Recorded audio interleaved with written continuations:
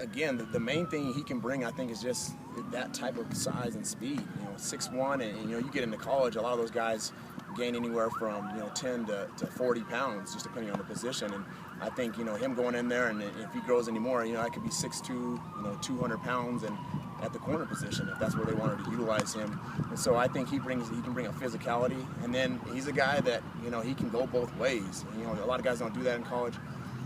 But he has a good skill set. He can really stretch the field vertically. He's a very fast kid. Coach, how important is it for your program to have a player that signs D1 or commits to D1 like that?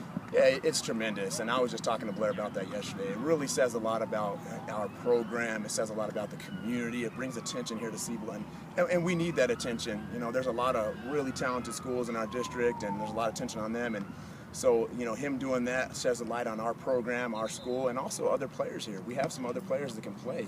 And so that attention coming here is just overall a plus for us, and it's well-deserved by him in this community.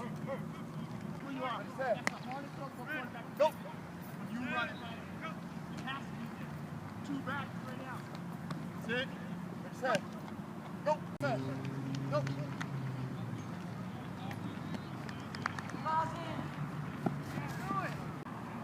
Okay, so of course the big news is that you did sign to go to UNM. So what was the deciding factor into that? I went over there Saturday to watch them scrimmage, and it was a great environment. The coaches are really nice, and they gave me a tour of the facility. It was really impressive, new facility. So I knew I wanted to go there already, and it's home. And I was just thinking about it, talking over with my parents, and they're best in the nation, one of the best in the nation for my major. And I could really go over there and have a chance to start as a true freshman, so that's really what I'd want to do. Blair, what other schools were recruiting you? Colorado was recruiting me, Arizona State, Memphis, and I think that's all I can think of right now. When you say that UNM has the best field that you're interested in, what are you looking to major in at UNM?